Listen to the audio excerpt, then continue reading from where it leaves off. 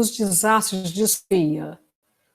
Texto do livro Legião Estrangeira, de Clarice Lispector.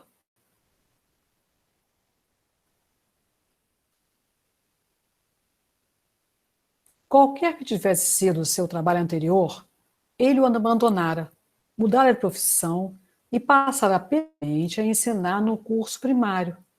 Era tudo o que sabíamos dele. O professor era gordo, grande, silencioso, de ombros. Em vez de nó na garganta, tinha ombros contraídos. Usava paletó curto demais.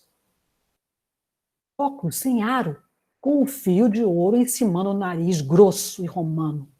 E eu era atraída por ele. Não amor, mas atraída pelo seu silêncio e pela controlada impaciência que ele tinha em nos ensinar e que, ofendida, eu adivinhara. Passei a me comportar mal na sala, falava muito alto, mexia com os colegas, interrompia a lição com piadinhas, até que ele dizia vermelho: "Cale-se, ou expulso a senhora da sala." Ferida, triunfante, eu respondia em desafio: "Pode me mandar." Ele não me mandava, senão estaria me obedecendo. Mas eu o exasperava tanto que se tornara doloroso para mim ser objeto daquele homem que, de certo modo, eu amava.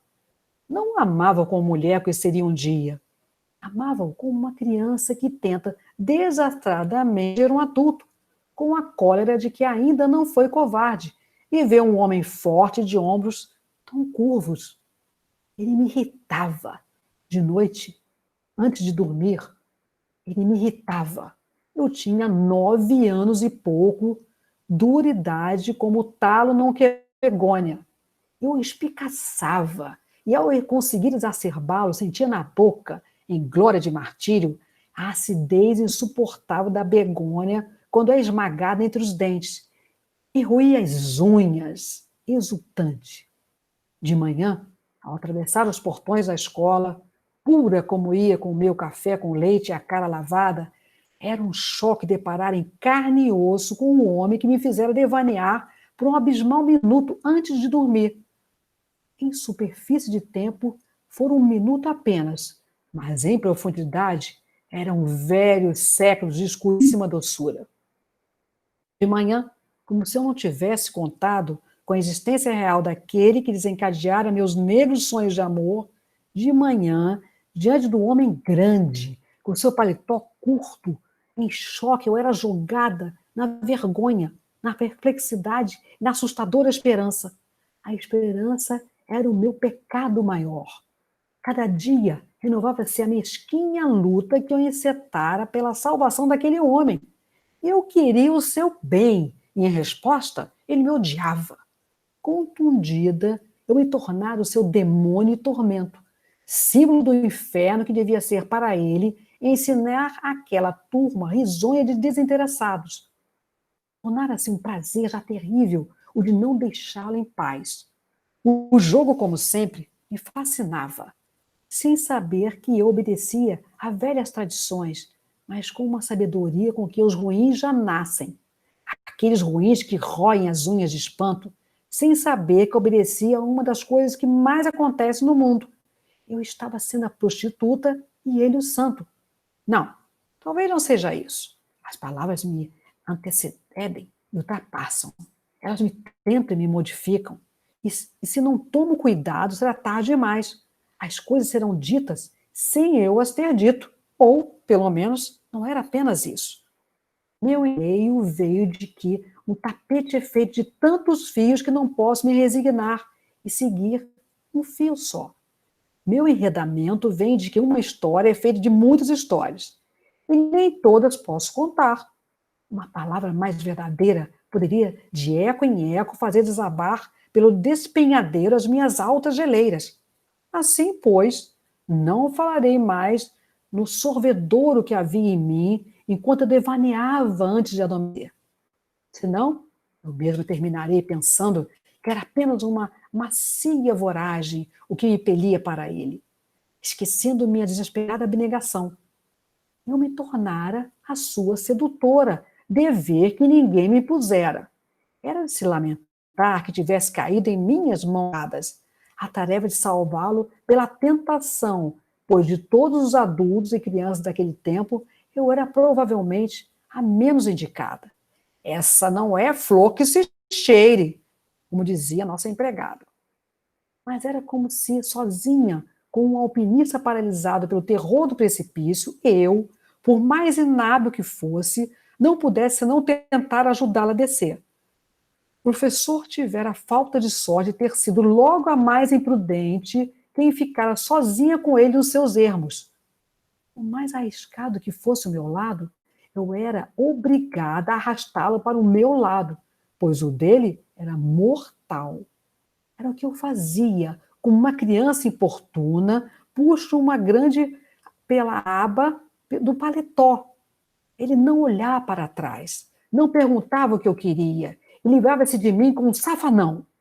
E continuava a puxar pelo paletó, meu único instrumento era a insistência. E disso tudo, ele só percebia que eu lhe rasgava os bolsos. É verdade que nem eu mesmo via ao certo o que fazia.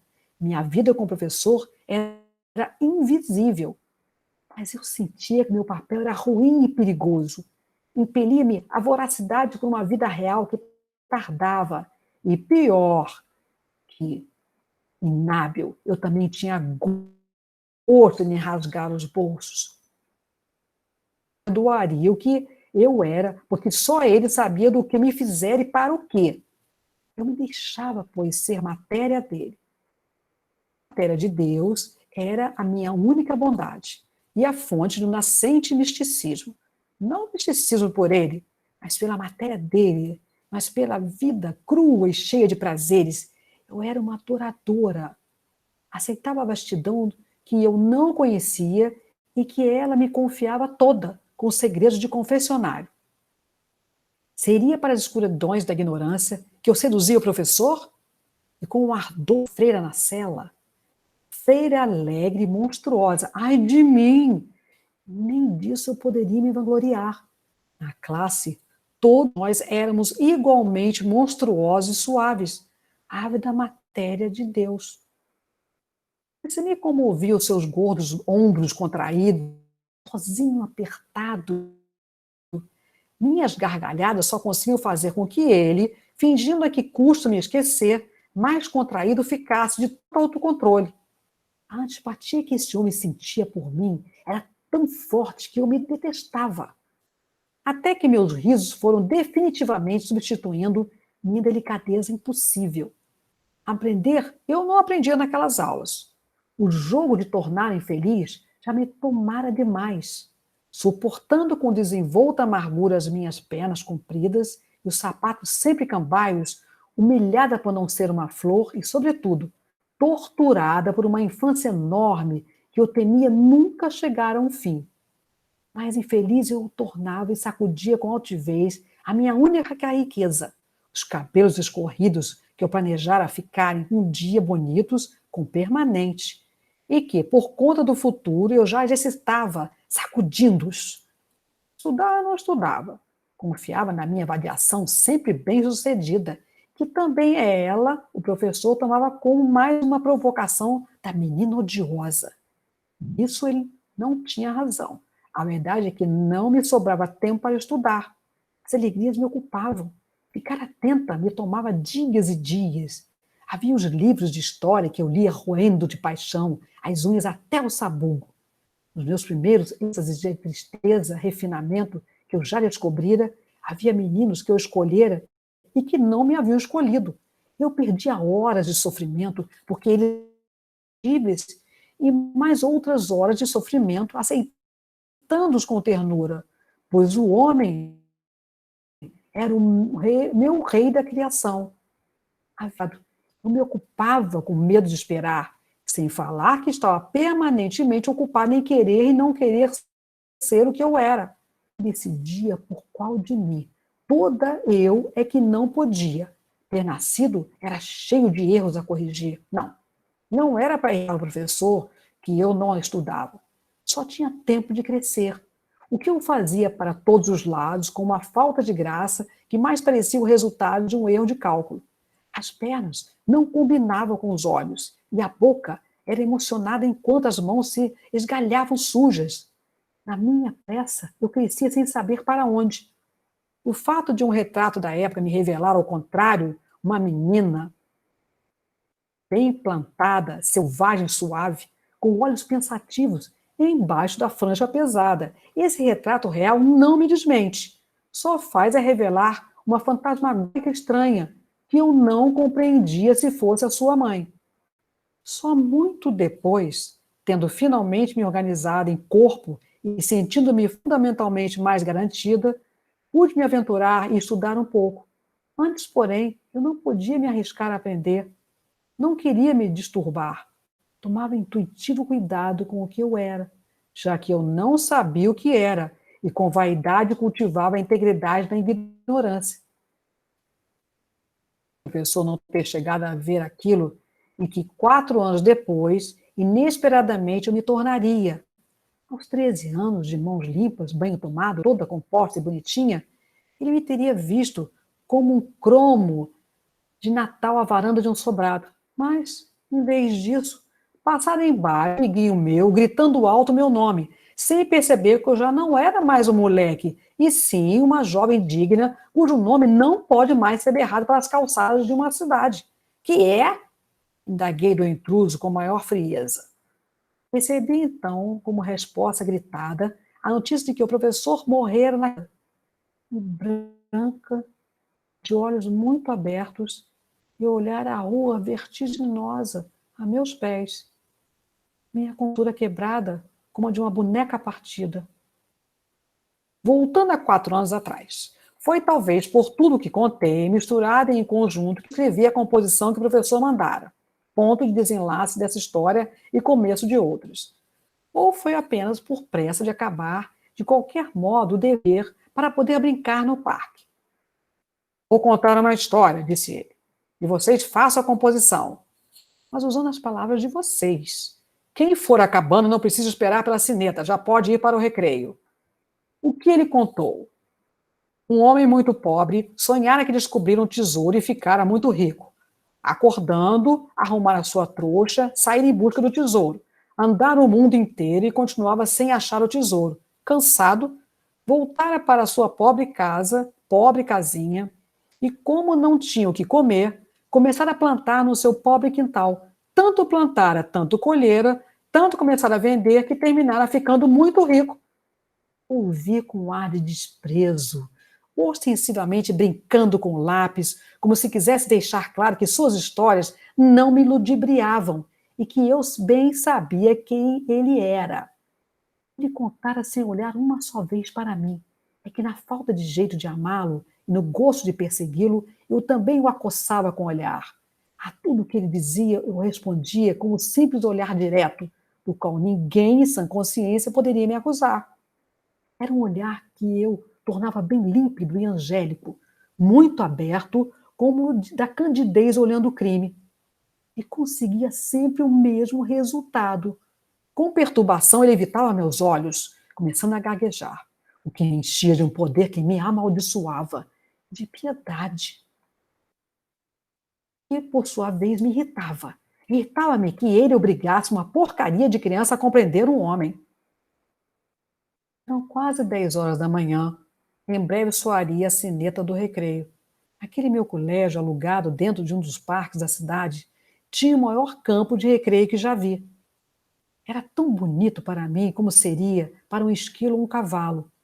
Tinha árvores espalhadas, longas descidas e subidas estendida a relva. Não acabava nunca. Tudo ali era longe, grande, feito para pernas compridas de menina, com lugar para montes de tijolo e madeira de origem ignorada, para moitas de azedas begônias que nós comíamos, para sol e sombra onde as abelhas faziam mel.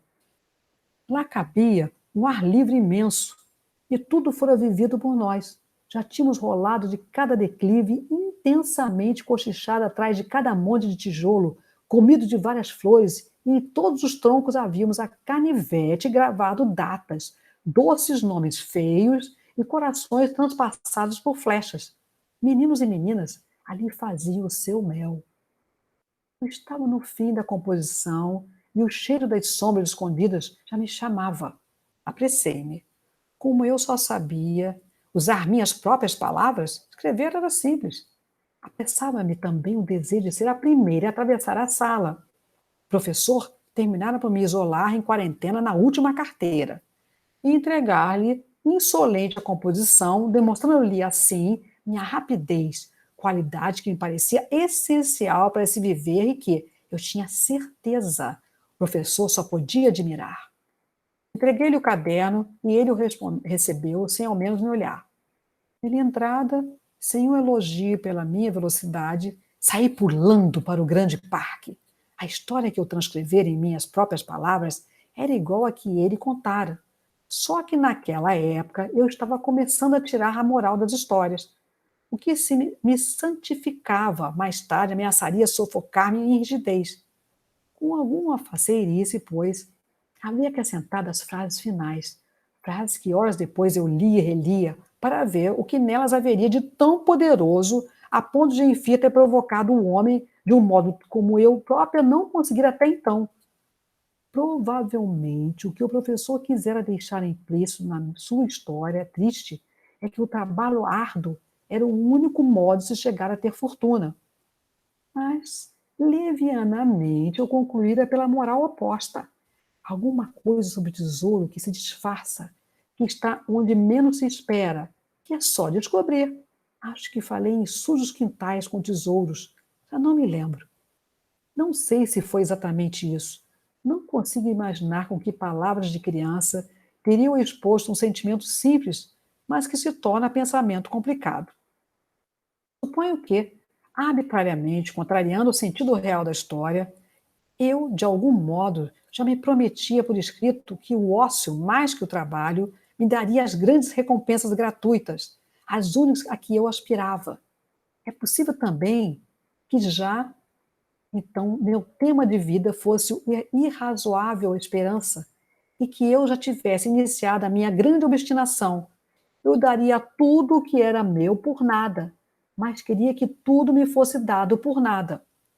Ao contrário do trabalhador da história, na composição, eu sacudi os ombros, todos os deveres, e dela saía livre, pobre e com um tesouro na mão. Fui para o recreio, onde fiquei sozinha com o prêmio inútil de ter sido a primeira, ciscando a terra, esperando impaciente pelos meninos que pouco a pouco começavam a surgir da sala. No meio das violentas brincadeiras, resolvi buscar na minha carteira, não me lembro o que, para mostrar ao caseiro do parque meu amigo e protetor, toda molhada de suor, vermelha de uma felicidade irrepresável, que se fosse em casa me valeria uns tapas.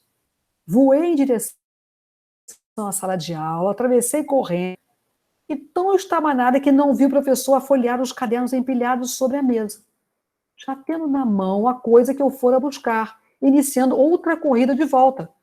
Só então meu olhar tropeçou num homem. Sozinho à cátedra, ele me olhava. Era a primeira vez que estávamos frente a frente por nossa conta. Ele me olhava. Meus passos devagarosos quase cessaram. Pela primeira vez eu estava só com ele, sem o apoio cochichado da classe, sem a admiração que minha afoiteza provocava. Tentei sorrir, sentindo que o sangue me subia do rosto. Uma gota de suor correu-me pela testa. Ele me olhava. O olhar era uma pata macia e pesada sobre mim. Mas se a pata era suave, tolhia-me toda como a de um gato que nem pressa prende sem pressa prende o rabo do gato, do rabo.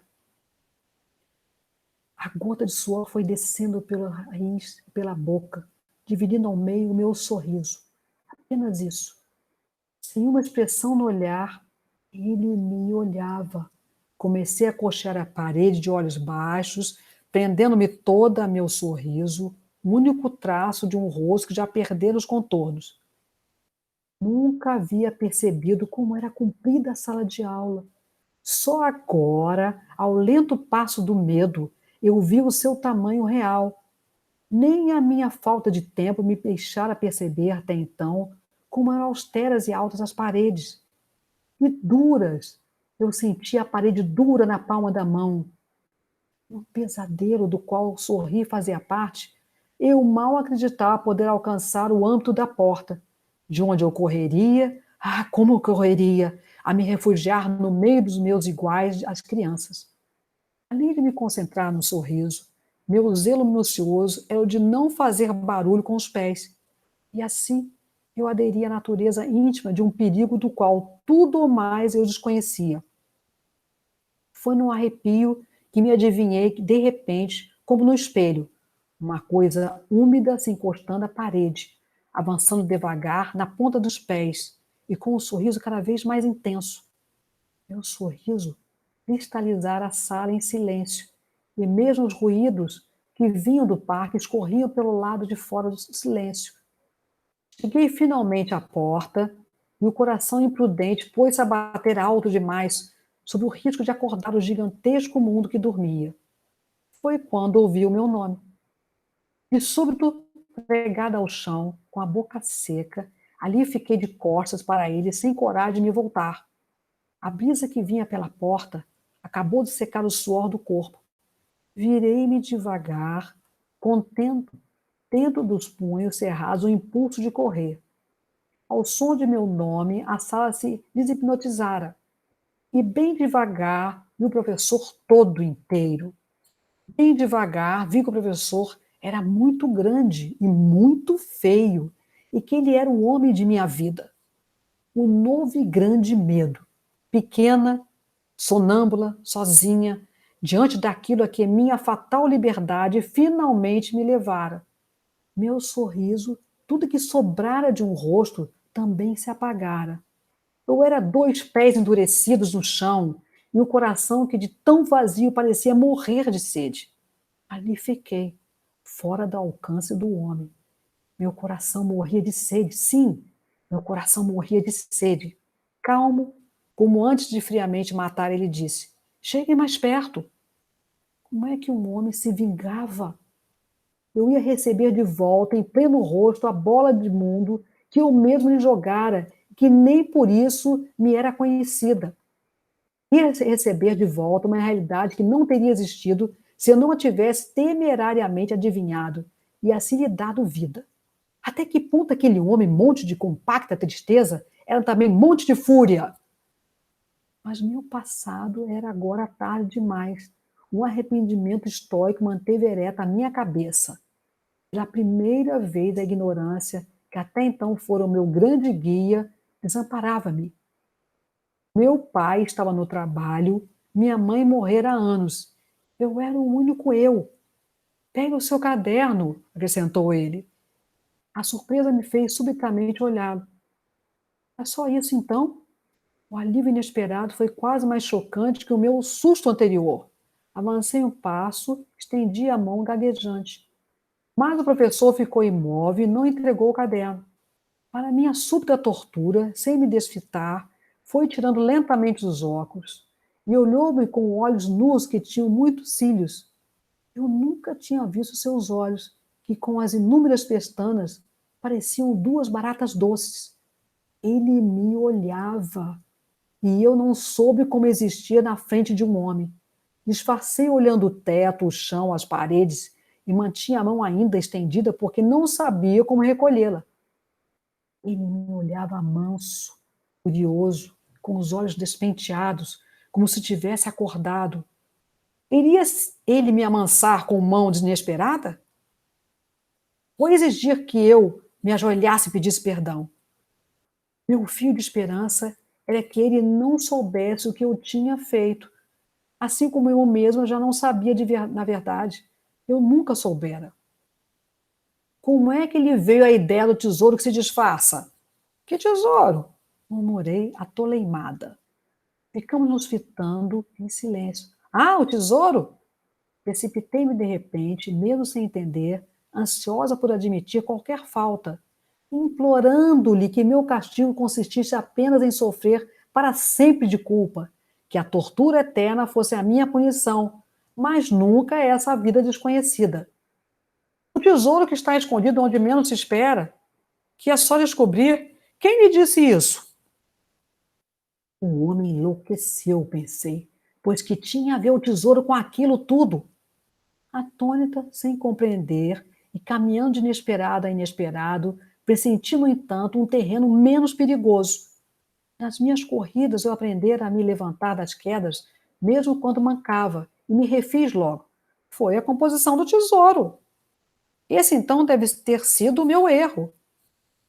Fraca e, embora pisando cuidadosa na nova escorregadia segurança, eu, no entanto, já me levantara o bastante da minha queda para poder sacudir, numa imitação da antiga arrogância, a futura cabeleira ondulada.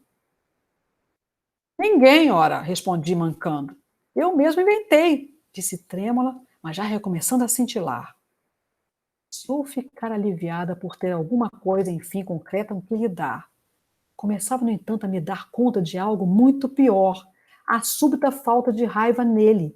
Olhei-o intrigada de viés e, aos poucos, desconfiadíssima. Só a falta de raiva começara a me amedrontar. Tinha ameaças novas que eu não compreendia. Aquele olhar que não me desfitava. E sem cólera. Perplexa e a troco de nada, eu perdi o meu inimigo e sustento. Olhei-o surpreendida. Que é que ele queria de mim? Ele me constrangia. E seu olhar sem raiva passara a me importunar mais do que a brutalidade que eu temera. Um medo pequeno, todo frio e suado, foi me tomando. Devagar, para ele não perceber, recuei as costas até encontrar atrás dela da parede. Depois a cabeça recuou até não ter mais para onde ir. Aquela parede, onde eu me engastara toda, furtivamente, olhei-o. E meu estômago se encheu de uma água de náusea, não sei contar. Eu era uma menina muito curiosa e, para minha palidez, eu vi, eriçada, prestes a vomitar, embora até hoje não saiba ao certo o que vi. Mas sei que vi. Vi tão fundo quanto numa boca de chofre, eu vi o abismo do mundo. Aquilo que eu vi era anônimo, com uma barriga aberta para uma operação de intestinos. E uma coisa se fazendo na sua cara. O mal-estar já petrificado subia com esforço até a sua pele. Vi a careta vagarosamente hesitando e quebrando uma crosta. Mas essa coisa que em muda catástrofe se desenraizava, essa coisa ainda se parecia tão pouco um sorriso como se um fígado ou um pé tentassem sorrir. Não sei. O que vi? Vi tão de perto que não sei o que vi. Como se meu olho curioso se tivesse colado ao buraco da fechadura e, em choque, deparasse do outro lado com outro olho colado me olhando. Eu vi dentro de um olho, que era tão incompreensível como um olho aberto com sua gelatina móvel, com suas lágrimas orgânicas. Por si mesmo o olho chora, por si mesmo o olho ri, até que o esforço do homem foi se completando todo atento, e em vitória infantil ele mostrou, pérola arrancada da barriga aberta, que estava sorrindo. Eu vi um homem com entranhas sorrindo. Vi sua apreensão extrema em não errar, sua aplicação de aluno lento, a falta de jeito como se, de súbito, ele se tivesse tornado canhoto.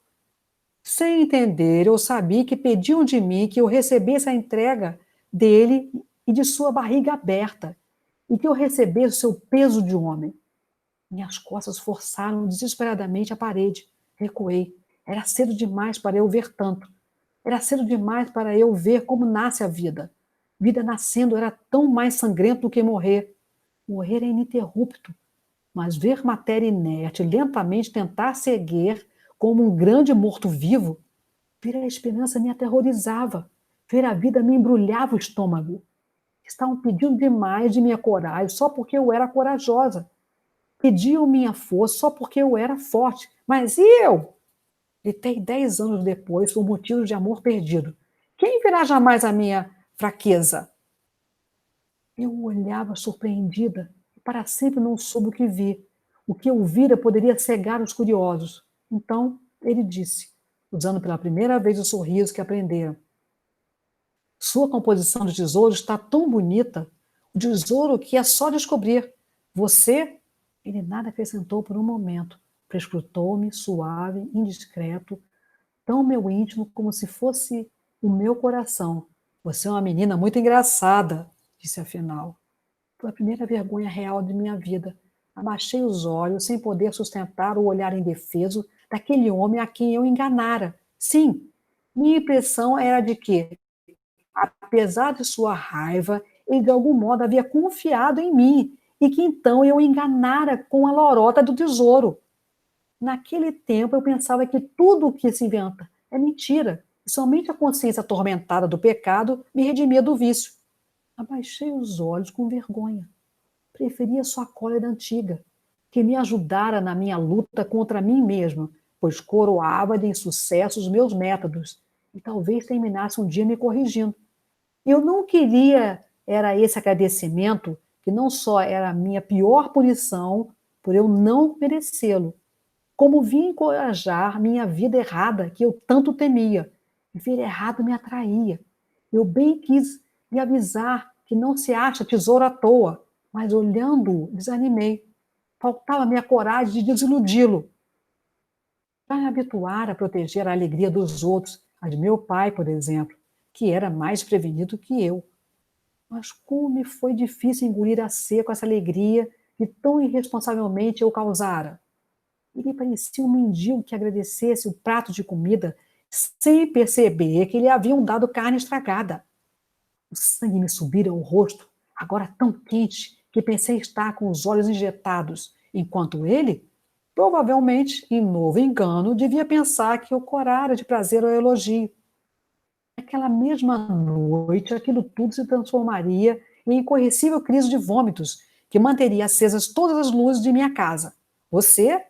Repetiu então ele lentamente, como se aos poucos estivesse admitindo, com encantamento, o que lhe viera por acaso à boca. Você é uma menina muito engraçada, sabe? Você é uma doidinha, disse usando outra vez o sorriso como um menino que dorme com os sapatos novos. Ele nem ao menos sabia que ficava feio quando sorria. Confiante, deixava-me ver a sua feiura, que era a sua parte mais inocente. Tive que engolir como pude a ofensa que ele me fazia ao acreditar em mim. Tive que engolir a piedade por ele e a vergonha por mim. Tolo! Pudesse eu lhe gritar, essa história de tesouro disfarçado foi inventada, é coisa só para menina. Eu tinha muita consciência de ser uma criança, o que explicava todos os meus graves defeitos, e pusera tanta fé em um dia crescer, e aquele homem grande se deixara enganar por uma menina safadinha. Ele matava em mim pela primeira vez a minha fé nos adultos. Também ele, um homem, acreditava como eu nas grandes mentiras. E de repente, com o coração batendo de desilusão, não suportei um instante mais. Sem ter pegado o caderno, corri para o parque, a mão na boca, como se me tivessem quebrado os dentes. Com a mão na boca, horrorizado, eu corria, corria para nunca parar. E prece profunda não é aquela que pede. A prece mais profunda é a que não pede mais. Eu corria, muito espantada. A minha impureza, eu havia depositado a esperança de redenção nos adultos. A necessidade de acreditar na minha bondade futura fazia com que eu venerasse os grandes, que eu fizera a minha imagem, mas uma imagem de mim, enfim, purificada pela penitência do crescimento, enfim, liberta da alma suja de menina. E tudo isso o professor agora destruía, e destruía meu amor por ele e por mim. Minha salvação seria impossível. Aquele homem também era eu, meu amargo ídolo que caíra ingenuamente nas artimanhas de uma criança confusa e sem candura, e que se deixara docilmente guiar pela minha diabólica inocência. Com a mão apertando a boca, eu corria pela poeira do parque. Quando enfim me dei conta de estar bem longe da órbita do professor, sofri exausta a corrida e quase a cair, encostei-me em todo o meu peso no tronco de uma árvore, respirando alto, respirando. Ali fiquei ofegante e de olhos fechados, sentindo na boca o amargo empoeirado do tronco, os dedos mecanicamente passando e repassando pelo duro entalhe de um coração com flecha. E de repente, apertando os olhos fechados, gemi entendendo um pouco mais. Estaria ele querendo dizer que eu era um tesouro disfarçado? O tesouro onde menos se espera? Oh, não, não, coitadinho dele. Coitado daquele rei da criação. De tal modo precisava de quê? De que precisava ele? Que até eu me transformar em tesouro. Eu ainda tinha muito mais corrida dentro de mim. Forcei a garganta seca a recuperar o fôlego e, empurrando com raiva o tronco da árvore, recomecei a correr em direção ao fim do mundo. Mas ainda não divisara o fim sombreado do parque, e meus passos foram se tornando mais vagarosos, excessivamente cansados. Eu não podia mais. Talvez por cansaço, mas eu sucumbia. Eram passos cada vez mais lentos e a folhagem das árvores se balançava lenta. Eram passos um pouco deslumbrados. Em hesitação fui parando. As árvores rodavam altas. É que uma doçura toda estranha fatigava meu coração. Intimada, eu hesitava. Pé, sem nenhum apoio, a mão no peito cansado, como de uma virgem anunciada. E de cansaço abaixando naquela suavidade primeira, uma cabeça finalmente humilde, que de muito longe talvez lembrasse a de uma mulher. A copa das árvores se balançava para frente e para trás. Você é uma menina muito engraçada. Você é uma doidinha, dissera ele. Era como um amor. Não, eu não era engraçada. Sem nem ao menos saber, eu era muito séria. Não, eu não era doidinha. A realidade era o meu destino. E era o que em mim doía nos outros. E por Deus, eu não era um tesouro. Mas se eu antes já havia descoberto em mim todo o ávido veneno com que se nasce, com que se rói a vida, só naquele instante de mel e flores descobria de que modo eu curava. Quem me amasse, assim eu teria curado quem sofresse de mim. Eu era a escura ignorância com suas fomes e risos, com as pequenas mortes alimentando a minha vida inevitável. Que podia eu fazer? Já sabia que eu era inevitável. Mas se eu não prestava, eu fora tudo que aquele homem tivera naquele momento. Pelo menos uma vez ele teria que amar, e sem ser a ninguém através de alguém. E só eu estivera ali. Se bem que essa fosse a minha única vantagem, tendo apenas a mim e obrigar a iniciar-se amando o ruim. Ele começara pelo que poucos chegavam a alcançar. E é fácil demais querer o limpo. Inalcançável pelo amor era o feio. Amar o impuro era a nossa mais profunda nostalgia. Através de mim, a difícil de se amar, ele recebera com grande caridade por si mesmo aquilo de que somos feitos. Entendia eu tudo isso? Não. Eu não sei o que na hora entendi, mas assim como por um instante no professor, eu vira com aterrorizado fascínio o mundo. Mesmo agora ainda não sei o que vi. Só que para sempre, segundo eu, vi. Mas eu nos entendi e nunca saberei o que entendi.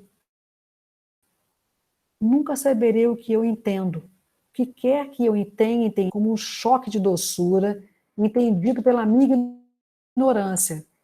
Ignorância que ali em pé, numa solidão sem dor, não menor às árvores, eu recuperava inteira a ignorância e a sua verdade incompreensível. Ali estava eu, a menina esperta demais, e eis que tudo o que em mim não prestava servia a Deus e aos homens. Tudo o que em mim não prestava era o meu tesouro. Com a viagem anunciada, sim, por ele me ter permitido que eu o fizesse, enfim, sorrir. Por isso ele me anunciara. Ele acabava de me transformar em mais do que o rei da criação. Fizera de mim a mulher do rei da criação. Pois logo a mim, tão cheia de garras e sonhos, coubera arrancar de seu coração a flecha farpada. De chofre, explicava-se para que eu nascera com mão dura e para que eu nascera sem nojo da dor. Para que te servem essas unhas longas? Para te arranhar de morte e para arrancar os teus pinhos mortais, responde o lobo do homem. Para que te serve essa cruel boca de fome? Para te morder e para soprar o fim de que eu não te dou demais, meu amor. Já que tenho que te doer, eu sou o lobo inevitável, pois a vida me foi dada.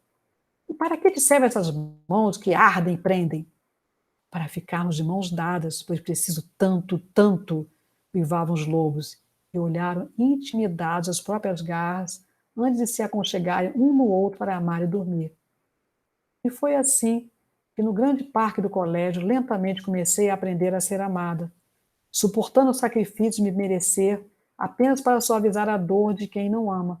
Não, esse foi somente um dos motivos. É que os outros fazem outras histórias.